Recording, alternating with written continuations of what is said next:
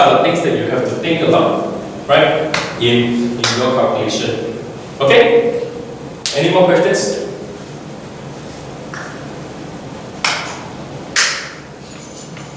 This you all don't make more money. We better set up donation box out there. Yes? Explain about the reserve price.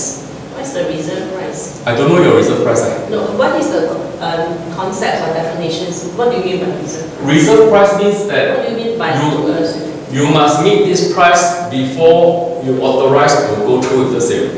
If this price is not met, additional permission has to come back to us for the SP for permission. So reserve price like auction. This is my chair, my antique chair. I put up on Christie's auction for $3.1 million. Then people beep, wow, 4.5, okay, so little people beep, 2.8, oh, don't sell, I take back. I don't want to sell, so I take back. That's the reserve price. Okay? At which point of time then you get to ask for 80%? When your MOA is approved in terms of condition is approved, then they will have a meeting, either the same meeting or separate meeting in the EOGM to approve the collective sales agreement. Once the collective sales agreement is agreed, right, then they can start to acquire signatures. But this EOGM on this Saturday is not for the... I have no idea what it is. Yeah, sorry. Min, This you want to comment Saturday is on? to approve for the reserve price. No. This Saturday there are 4 What agenda? resolutions. Yeah. 5? What is the 5th one? The first one is the market agent. Yeah. Second one is the lawyer. The third one is the MOA. MOA. Yeah. 4th is the reserve price. The reserve price. reserve price And then, and collective sale agreement, CSA. Yeah. okay. If you do not agree with the reserve price and all those things, right? So reserve price method of apportionment needs to be asked very quickly. Otherwise, forever rest. So are they typically in the same EOG? They can spread out certain things into 2, or they can combine everything in 1. Feels a bit rushed to combine everything in one. I'm more concerned about Yeah, if you want the speed, then reserve you price combine. as to how the reserve price is being determined, because the booklet has shown the reserve price. Yes. And the EOGM coming Sunday is to approve the reserve price. Yeah, So what is the implication that's of the this? problem with most of the Enbloc that I see is that it makes people very like, what am I signing on? It's like, what am I signing on? It's like you come up with this number, you must have a briefing, you must debate, then you say agree, don't agree, method 1, method 2, method 3. Then even if I lose, I'm happy. But now I lose already, I tell you I die already, I just come back and haunt you, you know. So the 5 things that everyone is going for, right? Is 50% sorry for agreement for everyone on the side? So I think everybody. Usually it's 50%. To agree or not to agree, as a present, once you, yeah. Paul, can I make a comment here?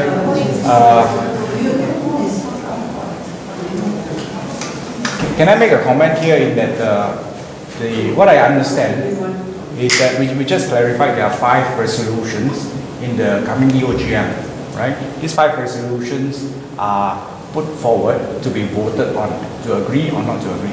Now these 5 resolutions are put forth under what is called ordinary resolutions. Okay? By definition, ordinary resolution means that a simple majority of those who are present in the meeting,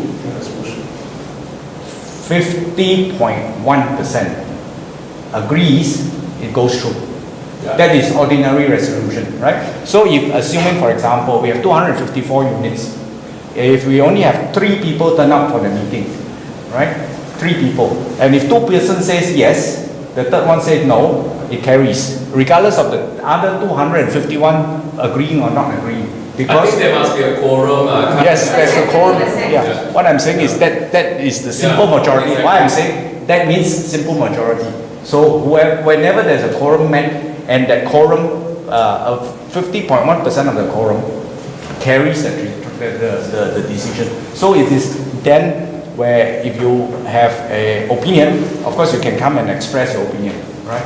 Now, having said that, the resolutions that are being put forth are not necessarily to say you vote a yes or no, because from the past previous AGMs that we have, simple, in fact the first EOGM, based on that experience, the resolution proposed can be counter-proposed and the wordings and the meaning can be amended and then put forth for voting. So, which means to say you have a resolution and then for whatever reason you could actually suggest a counter-proposal on what was put forward, and then the counter-proposal could be then voted, right, on to say we want to proceed with this counter-proposal, and then after that you vote on whether you want to carry the counter-proposed value or not.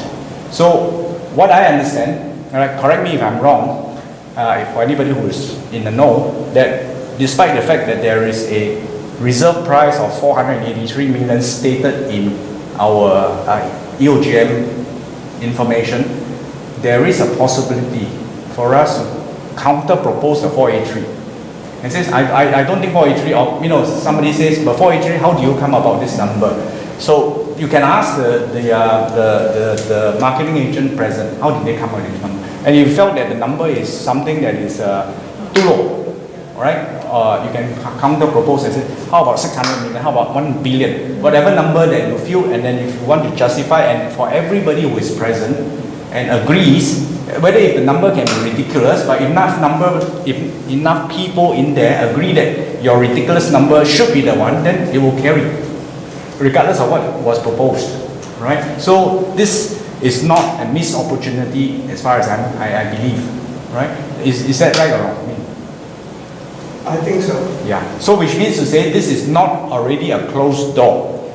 Despite the fact that we have the EOGM booklet, it is not a closed door that we will have to have this or not, right? You can have a changed content and vote on the changed content, which means the number can change, right? Whether the method of apportionment or the reserve price. Now, having said that, the reserve price is something that when I look at the numbers, and I did a statistical analysis on the number, and of course when we're talking about calls trending in terms of what we are looking at, what 12-15% 2 years down the road, and we look at the numbers that we are getting. My unit I get 1.8, 1.9 million maybe, but can I buy the same 1,200 square feet for this amount 2 years down? Then when I did analysis, I think not. I do not believe I will be able to get it. So now, how would I be able to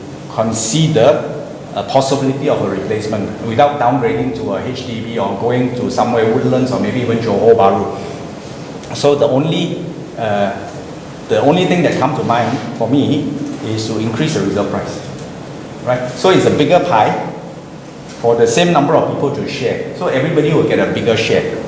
That is one consideration. But of course, there are other considerations to say that the other argument will say, oh, but you are pricing yourself out of the market. You're going beyond 483, you're going out of the market. Well, like Paul said, who's to know that 483 is the best number? It could be only 420, it could be 600, it could be 800, we don't know. Until it was justifiably described to say, how did we reach that number, right? So that's all I wanted to share from my perspective. And when I was thinking through all this, and that's why I encountered Paul and asked him to come and share the information. That's why I think it might be useful for.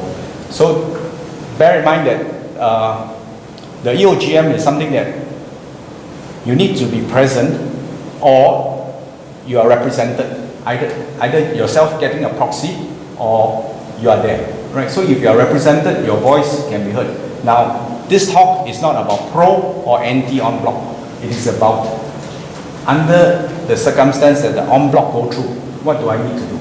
So to me, that's the whole objective. What if my home is sold, I need to move? What do I do?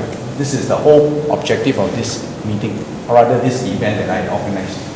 Yeah. Thank you very much. You're welcome, Doctor. Thank you very much. Add on to what Dennis has just explained. I think all of us here, end of the day, will definitely are looking for the best price. I mean, we have to be realistic. You know, okay, correct me if I'm wrong, to add on to just what I just explained. Okay, we have to be realistic. Take for example, if let's say now our unit, the valuation based on normal price is 1.5. What kind of price inside yourself that you think you're comfortable? I mean, we have to be realistic to make sure that the en bloc can be realized. I mean, no point you ask for, hey, I want 3 million. End of the day on the board is 3 million, but will this 3 million go into your pocket? The choice is yours. You get me? So that's all I just want to add on. Yeah, I think we need to correct that perception that the en bloc must go through. Right? The en bloc may not necessarily have to be true.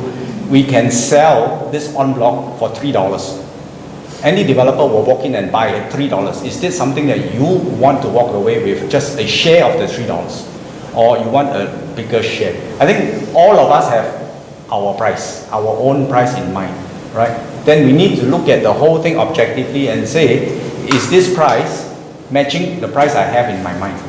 Is this price, and then in my mind, personally, the price is what I would need to find a replacement home. That is all that I'm looking at. I'm not looking to big profit because money come, money go. Whatever you earn, it has to be paying to somebody else. I mean, somebody else. Can I help you make up your mind? Who has 2 property or more properties here? Raise your hand. Oh, you've got more than 2. No. If you have more than 1 property, 2 or 3 property, sell one, no harm, right? Can sell. Okay? Because you don't have replacement consideration. Okay? If you have replacement consideration, then think about where you're going to move next and how much you need to, you get how much and how much you need to buy back. Especially now 2 quarter raised by about 5%. Another 2 quarter, 4 quarter, another 15-20%. So you think you quickly buy now? Can you afford to buy now? If you can afford to buy now, quickly buy. Right? Yes. Yeah. That one. Yeah. So you will do, stay with your son. Can sell. Huh? Stay inside. You stay inside. Then no, you decide. Maybe if you can buy another one first before you have block, then you buy first. Oh, because you ask who have more than 1, 2 property. There are some here for 3, so they cannot put up their hands. I said 2 or more. Who has 2 or more? If you have 2 or more, you can sell. No issue. Yeah. If you don't have 2 or more, you just think how to replace them. Can you afford to buy quickly and at what price? Lock in. Yeah. Just do it, and then you If you cannot lock in, then you can decide whether you still work or not. Or you want to downgrade. If you downgrade, also can. Downgrade, move to further away. Okay. Yes. If now that the envelope is true and the agreement itself is not finalized, and we buy the unit now, do we need to pay a stamp duty as a second unit? Yes, of course. So you have to consider about this extra cost. Yeah, it's only maybe over 1,000 or 100,000 only, but we all can It's afford money, it. but the money You can afford it lah. Once you unblock, you all can afford it. I think the tagline to that is, okay, for sure you'll get money above what you purchase, you know? But the thing is, how about your replacement? That's why quickly, lor. I say quickly, lor.